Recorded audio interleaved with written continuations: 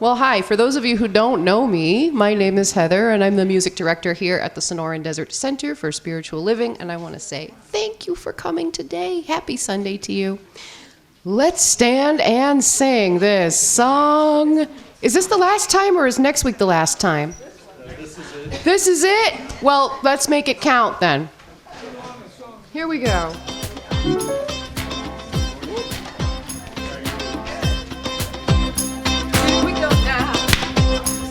Take a look at the person next to you.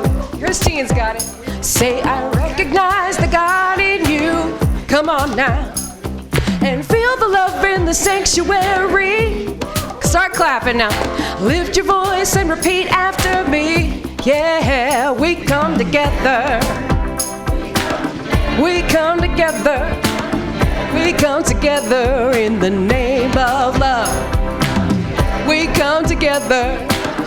We come together, we come together in the name of love. Woo! I see a lot of good movement this morning. This is wonderful, wonderful. You know who else loves it? Is Peggy Bailey. Take a look at the person next to you. Say, God loves you and I love you too. Yes, I do. Now feel the love in the sanctuary. Lift your voice and repeat after me. Come on now. We come together. We come together. We come together in the name of love. We come together. We come together. We come together in the name of love. Now every walk of life and every creed and color, in kinship we unite.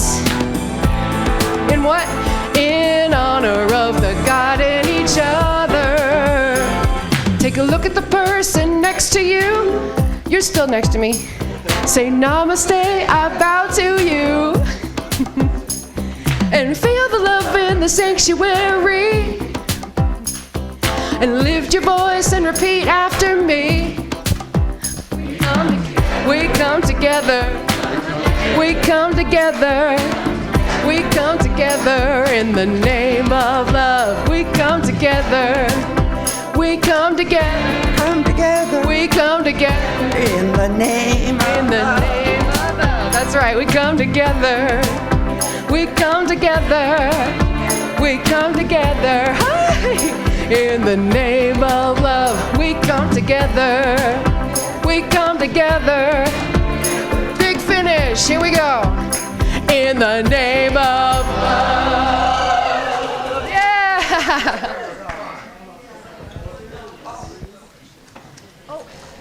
Good morning, everybody.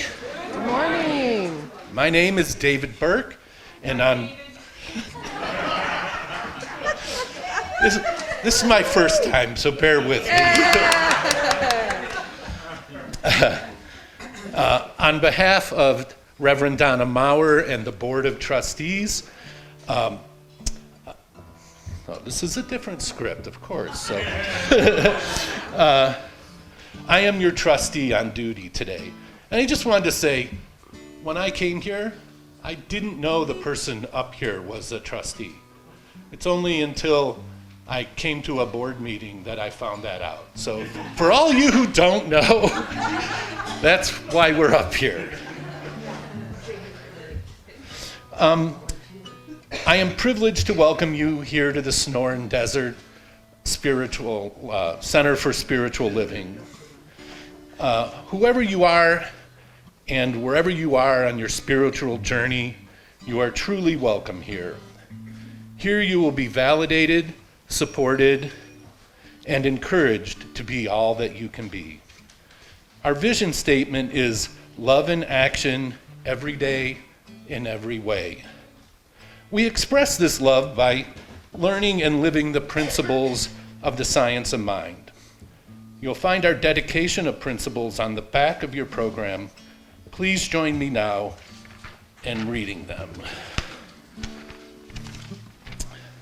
I believe there is an infinite intelligence operating throughout the universe. I believe this intelligent power is only good. I believe this intelligence expresses as me. I believe through my conscious use of this power, I create my life as happy, healthy, and complete. And so it is. Okay. Do we have any first-timers here today? Okay. If you don't want to introduce yourself, that's fine. I would like to thank all of the volunteers who help in all areas of the center, but specifically today for our celebration, mass or whatever you want to call it. Okay, I take that back. Our celebration service.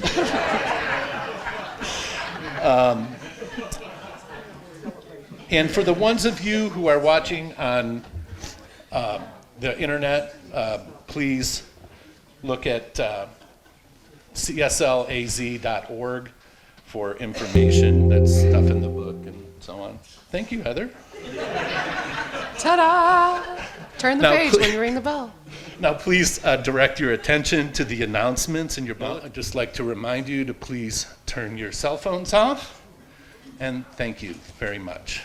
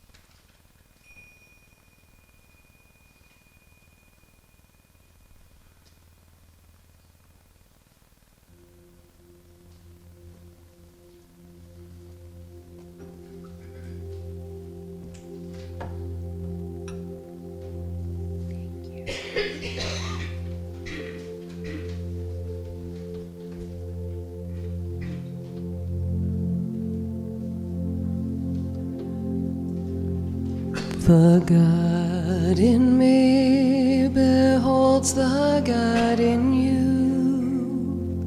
It is all for our greatest and highest good. The God in me beholds the God in you, and you and I are one. Namaste. The God in me beholds the God in you. It is all for our greatest and highest good. The God in me beholds the God in you, and you and I are one. Namaste.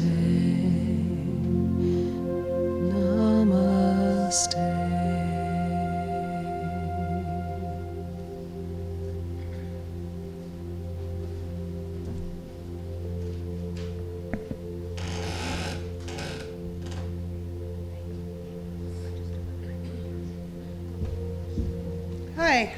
Good morning. Good morning. Is it still morning? Boy, I've been getting up really early, so this seems like noon. Glad you're all here. Glad to see a lot of you taking books out. There's some extra bags and little boxes there if you need to use them. So let's start with our invocation. That light is awfully bright. The inner mind is still. So let's go within and still that inner mind. The soul reflects the Most High. The spirit of man is God. In the great calm of the all good, I rest in peace and security. My life is now reflecting the perfect whole. I am peace. I am calm. I am one with God. I am open to receive the messages and music today of our Sunday celebration. I am filled with love. And together we say, and so it is. First of all, I want to give you an update on Rosie, who's doing very well after being restored to health. That's her words. She now has a pacemaker, and she told me that you can plan to see her here next Sunday. I have a question for you to think about. What does a practitioner mean when they're offering a treatment for a serious illness that you have just been diagnosed with? And in the treatment they say, you are perfect, whole, and complete. Are you confused? Do you feel heard? Do you question their perception? What else might you think or feel? Well, my message today is to explain what is meant by metaphysical perfection. This is from a section of our practitioner study guide. Our practice can be no greater than our consciousness of perfection. Our practice can be no more profound than our perception. Understanding and embodiment of what it is to be perfect.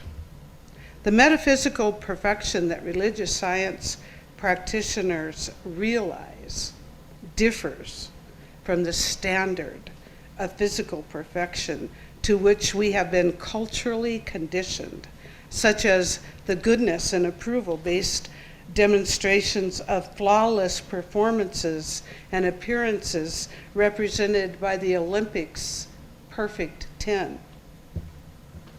It was Jesus who first proclaimed what Holmes likewise raised as the standard of perfection for our practice, the emulation of no less than God's perfection.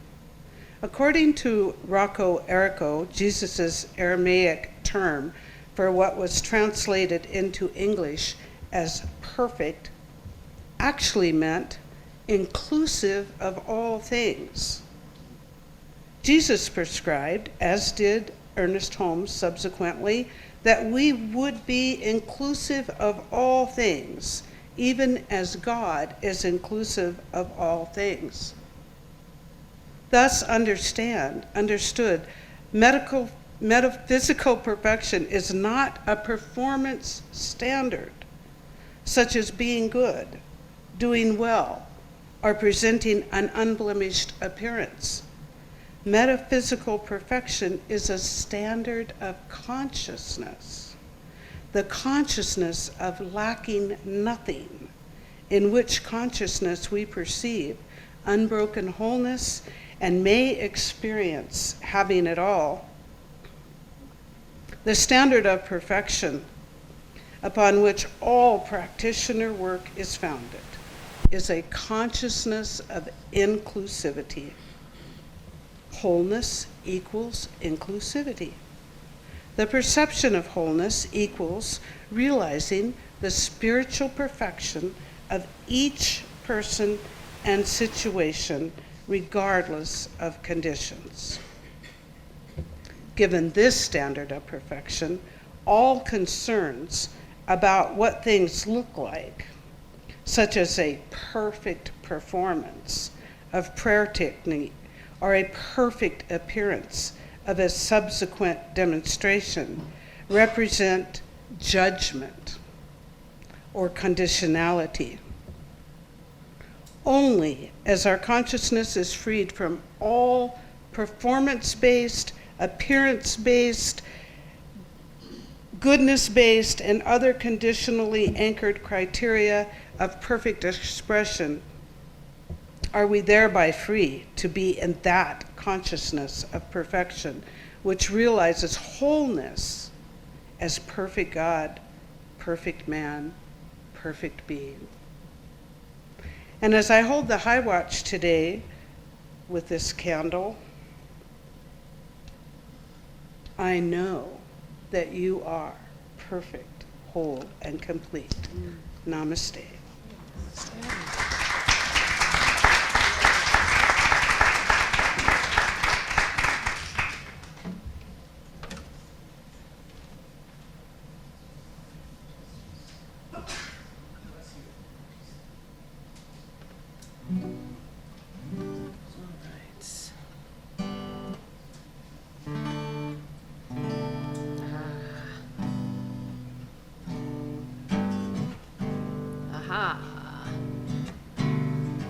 You know, I racked my brain all the way here. I had picked something for special music this week, but it didn't sit. And then I heard what Melinda just spoke about belonging to the universe, being whole, perfect, and complete. And I'm thinking about all of the amazing ways that the universe came through for me in my life this week. And I'm sure it came through for you too. You can probably pick out one thing, even if it's just waking up in the morning. That in itself is your miracle. Don't miss them. Right? That's always a great start to the day.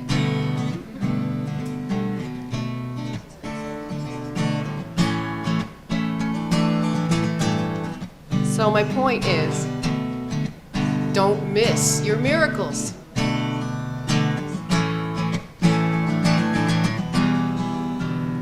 Looking forward, looking back, keeps your heart and mind in lack. A simple-minded vision sets the heart free. Busy hands, a busy mind. You don't think you have the time, but you'll find that if you close your eyes and breathe. Like a butterfly embracing all its beauty. From a chrysalis of shame you will awake. Just be still and know that in that present moment, universe will show you the right road to take. Sing with me. Don't miss your miracle. Don't miss your miracle.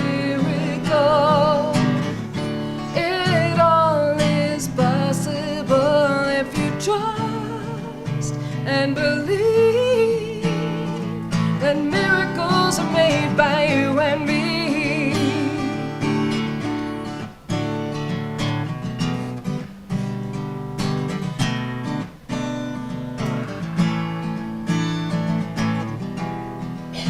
Expect a greater good today. Soon you'll know no other way. Refill yourself with faith and overcome your fears. In that conscious unity, if it's to be, it's up to me. Everything you need has always been right here. And just like a moonbeam dancing on the water, your imagination casts a shining net. You were born to create and you can't help it. We are all one spirit manifest. Don't miss your miracle. Don't miss your miracle. It all is possible if you trust and believe that miracles are made by you and me. Don't miss your miracle. Don't miss your miracle. Don't miss your miracle. Come on again. Don't miss your miracle. Don't miss your miracle. Let's hear it. Don't miss your miracle. Come on. Don't miss your miracle. Don't miss your miracle. It all is possible if we trust and believe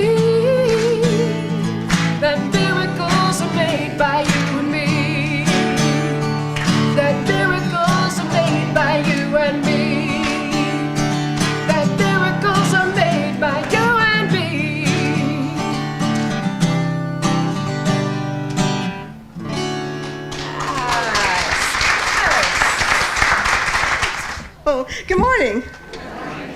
We're finishing our theme, Nothing Stands Alone. And I've really enjoyed that. I enjoyed thinking about it and what it meant to me on more than just one scale, because I was reading one of Richard Rohr's meditations, and it was talking about how we can't stand alone. We might say that we're a self-made man or woman, but we had two parents, so we had a little help there. And if you think about it, all the way through our life, we've had those angels that have come into our life that have been part of all of it. So nothing stands alone. Nothing stands alone. And as we get that, we become more connected to each other and to the world. Our founder, Dr. Ernest Holmes, understood this because he wrote, "You belong to the universe in which you live. You are one with the creative genius back of this vast array of ceaseless motion, this original flow of life. You are as much a part of it as the sun, the earth, and the air. There is something in you telling you this, like a voice echoing from some mountaintop of inward vision, like a light whose origin none has seen, like an impulse welling up from an invisible source." And I think we've all felt that at times, that we've been so much a part of something else that's bigger. And to me, that's the whole key to our teaching, is to connect with that bigness that we are, and to see how much everything matters. Nothing stands alone. John O'Donohue, in his book Eternal Echoes, Celtic Reflections on Our Yearning to Belong, says this. He says, "There's a lovely balance at the heart of our nature. Each of us is utterly unique, and yet we live in the most intimate kinship with everyone and everything else. Belonging is not merely shelter from being separate and different. Its more profound intention is the awakening of the great belonging which embraces everything. Our hunger to belong is the desire to awaken this hidden affinity. Then we know that we are not outsiders cut off from everything, but rather participants at the heart of creation." So I think you and I are here because we're wanting to feel this belonging to something bigger than us, and that's what brings us together. We belong certainly we belong as a spiritual community, but I think we're also looking for that other connection that's the spiritual connection from which everything is expressed. And I think there's three ways that we can touch that sacred part of us that is our inner divinity. And the first one is in our spiritual practices. I talk about this a lot because, there's not a whole lot of subject matter you can talk about when you've got just a couple of subjects, but it is through meditation and spiritual contemplation and prayer and reading wisdom literature that we're taken to a place that is outside the realm of the known. Time seems to stand still. We seem to be lifted up in some way that really has no language. Sometimes we have what we call a cosmic consciousness experience. We're standing on planet Earth, but we are, at least for the moment, transformed. Dr. Ernest Holmes had a cosmic experience during the dedication of the church in Whittier, California. He actually he changed his text, he changed his voice and everything. So something happened, and people who were close to him noticed those changes. It was very apparent, and even those further away could hear a change in his voice. And he didn't talk about the experience because he didn't want people to try to duplicate it. He realized it wasn't something that could be taught or replicated. And he knew that if people followed our teaching seriously, that they too would have their own cosmic consciousness experience. Maybe not as deeply as he felt it, but certainly we've all had those moments when we felt something, we felt transcendent from present day experiences. Buckminster Fuller once shared about a time in his life when he was quite depressed after the death of his young daughter. As he walked by Lake Michigan, his thoughts of suicide were interrupted by a voice in his head that said he did not have the right to take his own life because you do not belong to you, the voice said, you belong to the universe. And that's not just true of Buckminster Fuller, that's true of every single one of us. When we meditate, pray, journal, any practice that takes us deeper inside ourselves, we touch that part of us that belongs to the universe. And those experiences do stay with us forever. The second is through nature and the arts. I think most of us feel the impact of nature, beautiful sunset, rainbows. I was up at 2 in the morning and I looked out and the stars were just, you could see the Milky Way and the stars were just close enough to touch. I mean, they're just beautiful.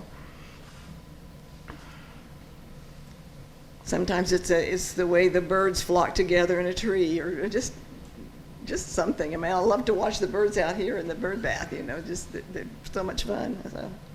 In her essay, Perfect Days, Mary Oliver describes an experience of what I see as connecting with that something greater through nature. She says, once years ago, I emerged from the woods in the early morning at the end of a walk, and it was the most casual of moments as I stepped from under the trees into the mild pouring down sunlight. I experienced a sudden impact, a seizure of happiness. It was not the drowning sort of happiness, rather the floating sort. I made no struggle toward it, it was just given. Time seemed to vanish. Urgency vanished. Any important difference between myself and all the other things vanished. I knew that I belonged to the world and felt comfortable with my own containment in the totality. I did not feel that I understood any mystery, not at all. Rather, that I could be happy and feel blessed within the perplexity. The summer morning, its gentleness, the sense of the great work being done through the grass where I stood, which scarcely trembled. As I say, it was the most casual of moments, not mystical as the word is usually meant, for there was no vision or anything extraordinary at all, but only a sudden awareness of the citizenry of all things within one world, leaves, dust, thrushes and finches, men and women. And yet it was a moment I have never forgotten and upon which I've based many decisions in the years since. So I've had that feeling, and it's an amazing feeling. When I lived in Van Nuys, California, I had a pool, and I had one of those styrofoam chairs that you float around with.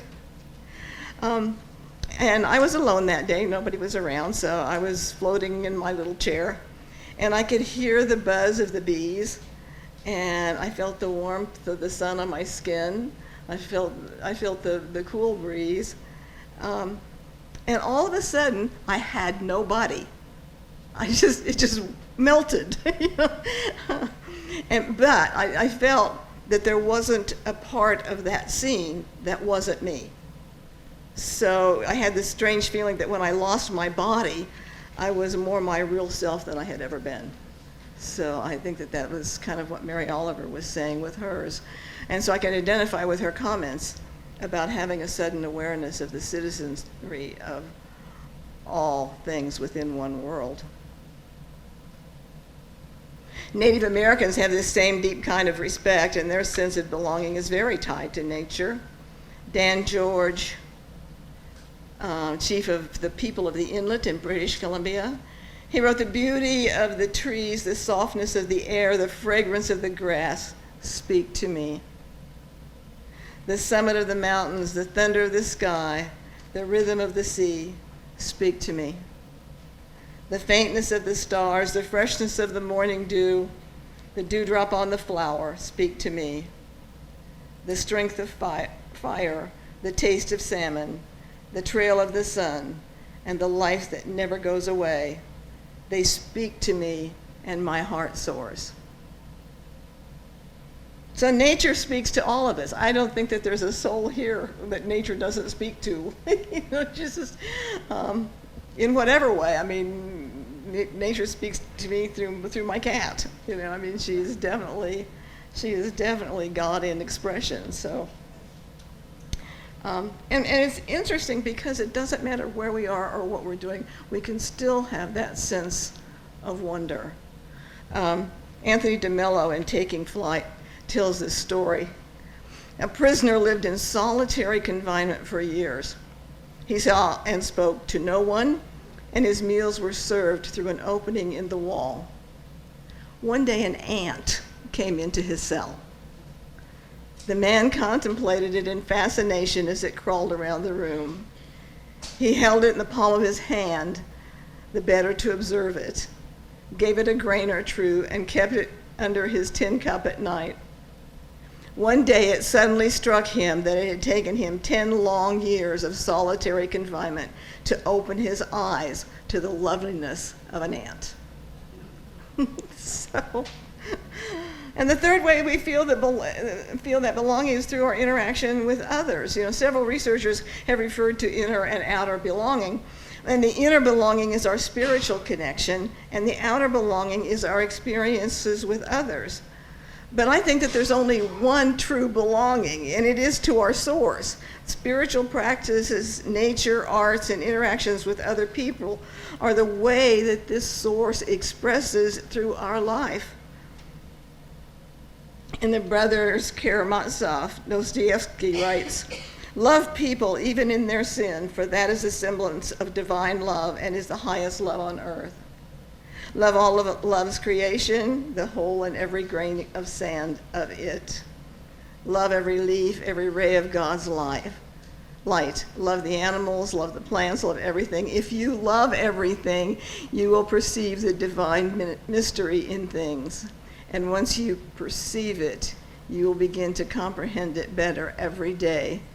And you will come at last to love the whole world with an all-embracing love." And that's what we're here for, to get that, to get that.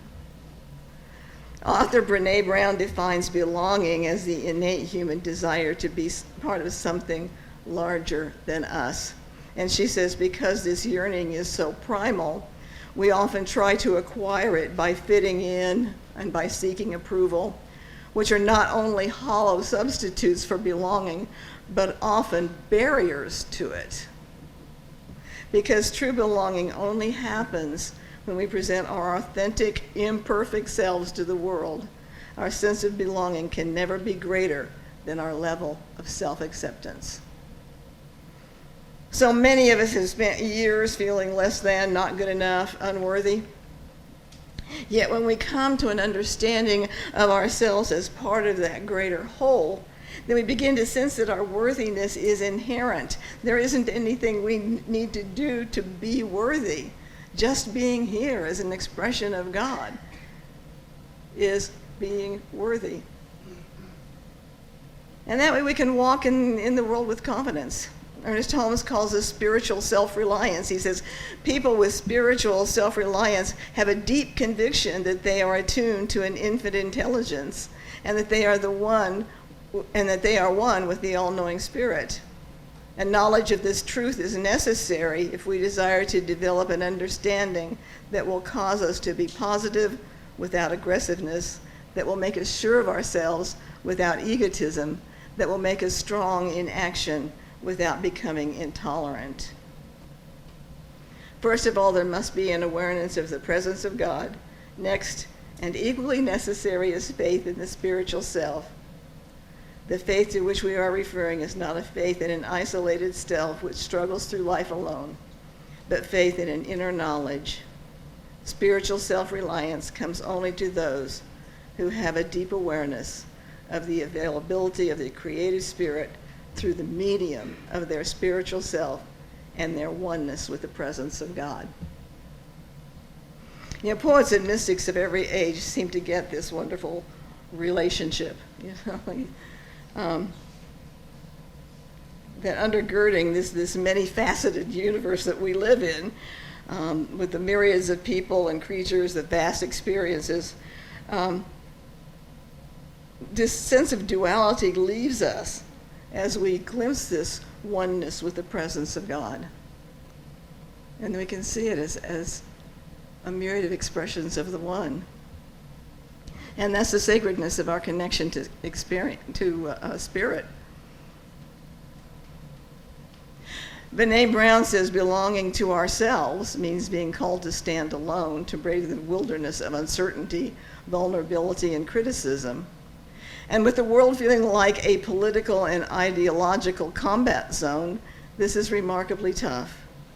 We seem to have forgotten that even when we're utterly alone, we're connected to one another by something greater than group membership, politics, and ideology. We're connected by love and by the human spirit. No matter how separated we are by what we think and believe, we are part of the same spiritual story. So I feel so blessed that we have this spiritual home and family, that we've created a place of belonging. We've created a space where it's safe to be vulnerable.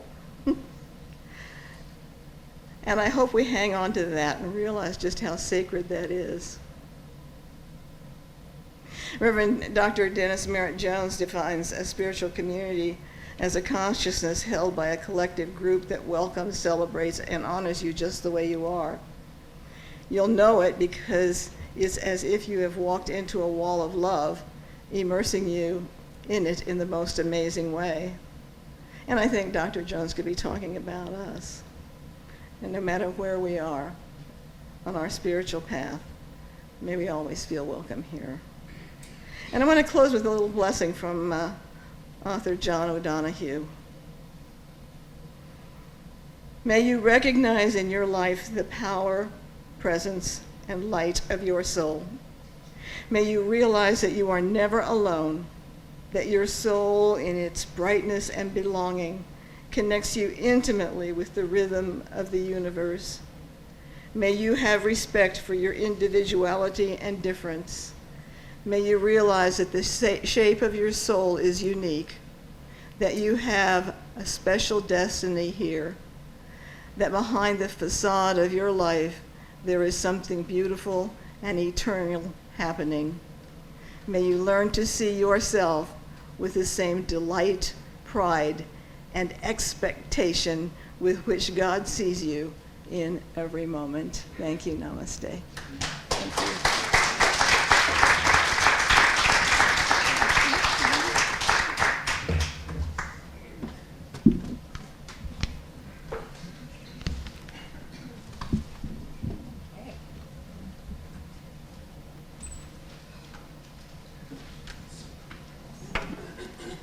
So this is an interesting little chant, little song here, and you know it has sign language, but unless we play the video, I don't remember what it is anymore. But it's called All the Good, and it's by Janice Stanfield, and she does volunteerism in Cambodia, especially with the women and young girls of Cambodia, and she does these workshops and these girls empowerment things with the girls there, because that's something that's sorely needed in that country. And so this is a song that she takes not only to Cambodia and teaches it to the kids, but she takes it all over the world. She also goes down to South America quite often. I don't know how that all looked during the pandemic, but I know that she's back to it now and doing these. And you know, if you go to her website, you can get more information about how to participate at some point. And who knows, maybe you'll run into Ruth and Dee while you're there. So please stand and let's do this together.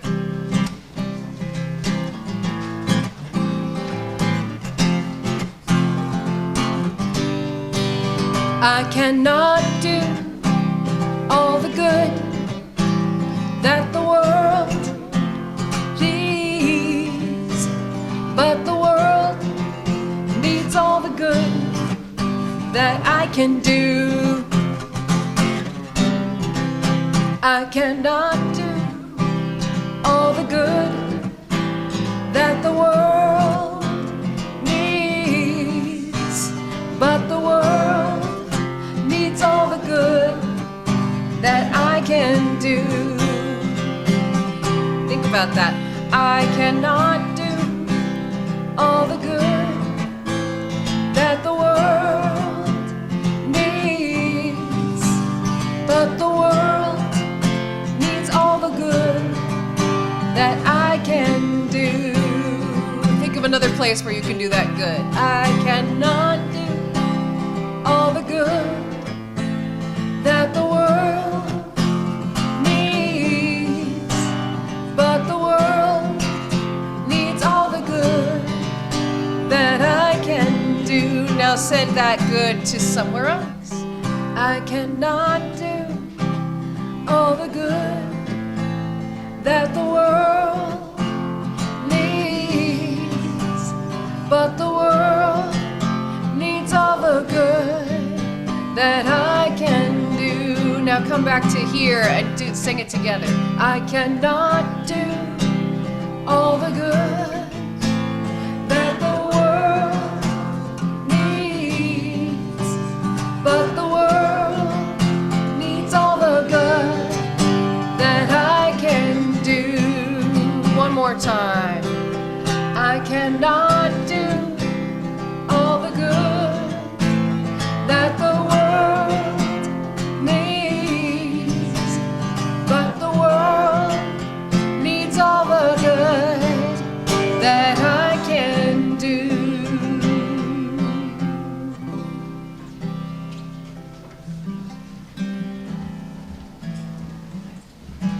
Thank you. I didn't know all that about Janet. How cool is that?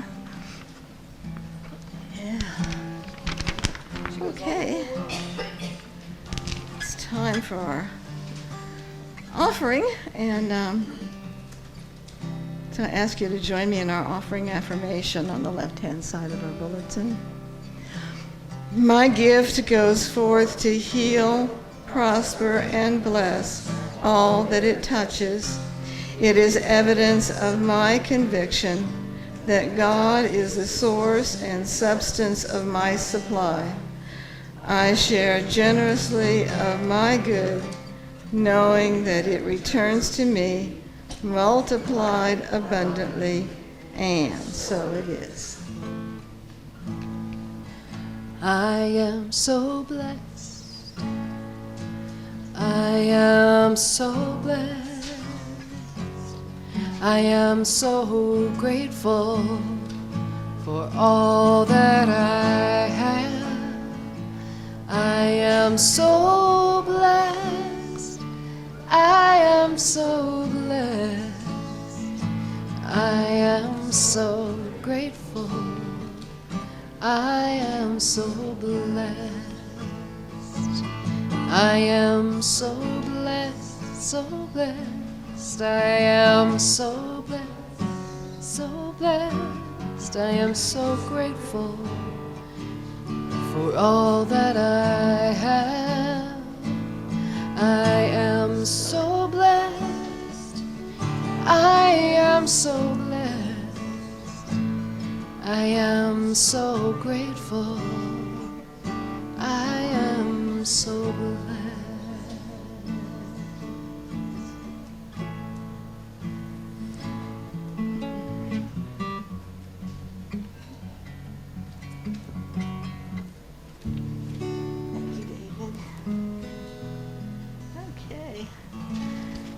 And thank all of you for your generosity that allows us to continue our work here and be a beneficial presence to our community.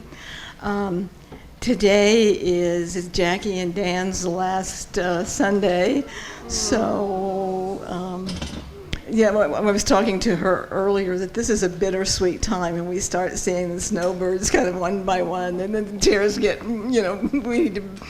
there's more space between chairs, and it's bittersweet because we know you're going to return and everything's going to be wonderful. But it's sad to see the people in our family leave, even if it's to go to another home. So I just want to love them up before they go. And I also want to acknowledge Cindy here, who hasn't been for a while. So, oh God, it's so nice to see you. Beautiful. Okay, so let's close this. Okay, yeah, one more reminder. Ooh La La is open. So it's time to shop. Okay, so let's just take a moment to close this portion out in prayer, and then please join us for refreshments and take a little peek in at Ooh La La and see what's up for you. So I know right now that there is one mind. It is the mind of God. It's the mind that we use. There is one life. It's the life of God, and that life animates our life. So we are an expression of the one. And I know from that source, we have the power to change our life by changing our thoughts and our beliefs.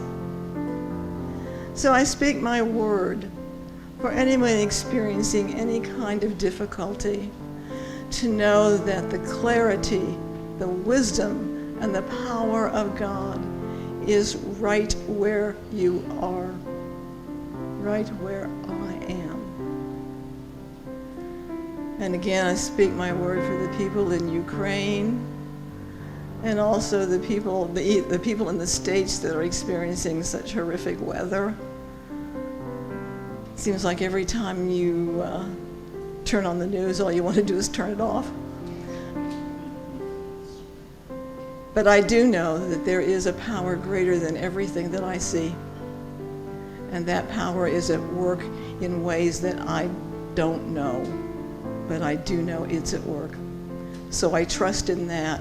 I trust for perfect resolution and outcome. And I know that all is good and very good, as we say together. And so it is. Thank you. To a circle and sing Stand.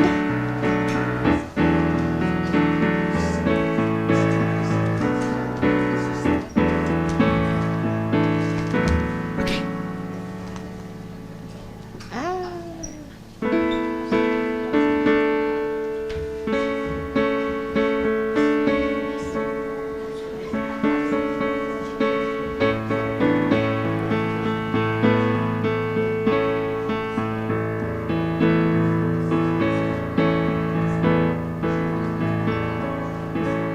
So let there be peace. I am a stand for peace. Let there be love. I am a stand